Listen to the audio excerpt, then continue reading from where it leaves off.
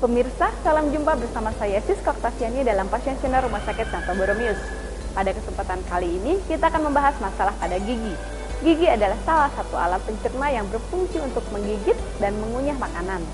Tapi apa jadinya bila ketika kita mengunyah, tiba-tiba gigi terasa ngilu?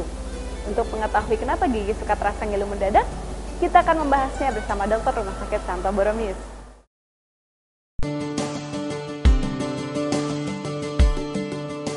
Apakah Anda sering merasa mengilu pada gigi, terutama saat meminum minuman atau makan makanan yang manis, dingin, dan panas? Bila iya, jangan-jangan Anda mengalami gigi sensitif. Gigi sensitif adalah keadaan di mana gigi kita bereaksi atau rasa linu pada saat ada rangsangan. Rangsangannya dapat berupa makanan atau minuman, terutama panas, dingin, atau asam. Bahkan kadang-kadang makanan manis pun. Selain itu, pada kasus-kasus tertentu, gigi sensitif itu timbul karena ada rangsangan udara. Misalnya pada saat membuka mulut atau berbicara. Menurut penelitian, pada usia produktif, yaitu antara sekitar 20 sampai 40. Walaupun pada usia remaja atau orang tua pun, gigi sensitif itu dapat terjadi. Ternyata, rasa sakit dan ngilu pada gigi atau gigi sensitif ini banyak diderita oleh masyarakat Indonesia, yakni sekitar 34% yang umumnya menyerang kalangan muda dan produktif, usia 20 hingga 40 tahun. Namun, tidak menutup kemungkinan gigi sensitif juga dapat menyerang anak-anak. Kalau pada anak-anak, biasanya sensitif gigi itu disebabkan karena gigi berlubang. Karena pada orang dewasa, biasanya gigi sensitif itu lebih disebabkan karena cara menggosok gigi yang salah. Yang lebih sering mengalami gigi sensitif itu terutama pasien-pasien dengan mengkonsumsi asam yang tinggi. Misalnya kalau kita lihat seperti orang Palembang itu kan di sana ada empek-empek ya, yang asam. Mereka sering mengkonsumsi empek-empek yang asam itu sehingga kebanyakan giginya rusak. Ya diawali dengan sensitif dan akhirnya terjadi kerusakan gigi. Gigi sensitif yaitu suatu keadaan di mana dentin atau sebuah lapisan di bawah enamel gigi mengalami hipersensitif akibat penipisan enamel atau penurunan gusi yang menyebabkan akar gigi dan dentin terbuka. Gigi kita ini terdiri dari beberapa lapisan. Yang paling luar adalah lapisan email yang melindungi. Kemudian lapisan yang di bawahnya adalah lapisan dentin, di mana di sini terdapat tubulus-tubulus dentin yang berisi cairan dan dapat berhubungan langsung dengan rongga pulpa. Rongga pulpa adalah lapisan paling dalam dari gigi kita, di mana terdapat pembuluh darah dan syaraf. Pada kondisi normal, dentin ini tertutup oleh email.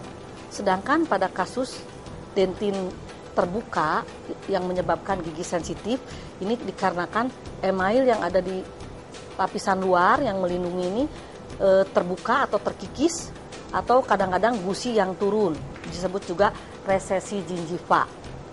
Dengan adanya resesi gingiva dan email yang menipis atau abrasi biasa kita sebut, maka dentin ini akan terbuka sehingga rangsangan yang datang akan mengenai dentin dan melalui tubulus-tubulus dentin itu rangsangan akan mengenai rongga pulpa sehingga terjadi gigi sensitif. Yang paling umum disebabkan karena cara menggosok gigi yang salah. Karena dengan cara menggosok gigi yang salah, lapisan email akan terkikis atau kita sebut abrasi, lalu kadang-kadang gusi turun atau berkurang, disebut resesi gingiva sehingga dentin terbuka. Selain itu juga oral hygiene atau kebersihan mulut yang tidak terjaga dengan baik, di mana di situ akan terdapat kuman-kuman yang menyebabkan penyakit gigi seperti karies atau gingivitis atau radang gusi. Itu juga dapat menyebabkan gigi sensitif. Ada juga gigi sensitif disebabkan oleh faktor-faktor lain. Misalnya kebiasaan buruk yang kita sebut bruxism. Itu adalah kebiasaan mengkerotkan gigi pada saat tidur. Itu dapat menyebabkan email juga terkikis.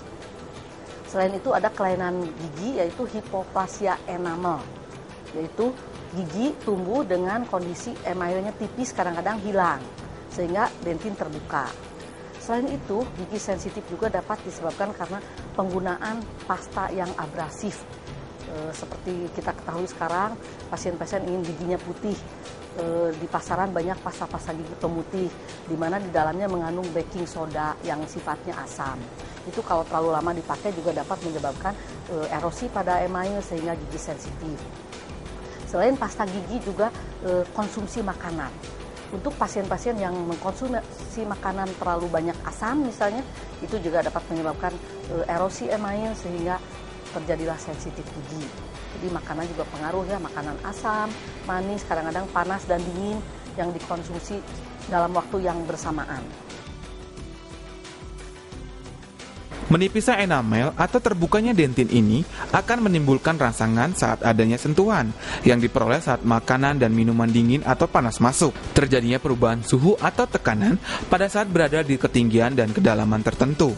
Atau saat kita sedang menggosok gigi yang akan menggerakkan sel-sel saraf pada pulpa gigi sehingga timbullah rasa sakit dan ngilu. Menggosok gigi secara keras itu salah ya, sebetulnya kita kalau menggosok gigi itu tidak usah keras, lembut, tetapi harus menjangkau seluruh permukaan gigi sehingga bersih. Dengan kita menggosok gigi yang keras, apalagi kalau kita salah memilih sikat gigi, bulunya juga keras, akan menyebabkan abrasi yang tadi saya sebutkan, emailnya terkikis. Nah, dengan email terkikis ini, maka dentin terbuka sehingga terjadi sensitif gigi. Atau dengan menggosok gigi yang keras ini, gusi akan turun, disebut resesi gingiva. Ini juga akan menyebabkan dentin terbuka. Jadi di sini kita sensitif itu karena dentin terbuka, pelindungnya hilang yaitu email dan gusi. Kalau di akar gigi itu ada semen, itu kalau terbuka dentin maka terjadilah sensitif gigi. Pertama saya akan jelaskan pemilihan sikat gigi. Sikat gigi yang kita pakai itu bulu sikatnya tidak boleh terlalu keras. Walaupun banyak pasien yang mengatakan kepada saya kalau gosok gigi dengan bulu sikat yang lembut itu merasa tidak bersih. Padahal untuk menggosok gigi itu tidak perlu bulu sikat yang keras karena malah dapat merusak. Yang penting kita menggosok gigi itu semua bagian gigi terkena sehingga bersih ya.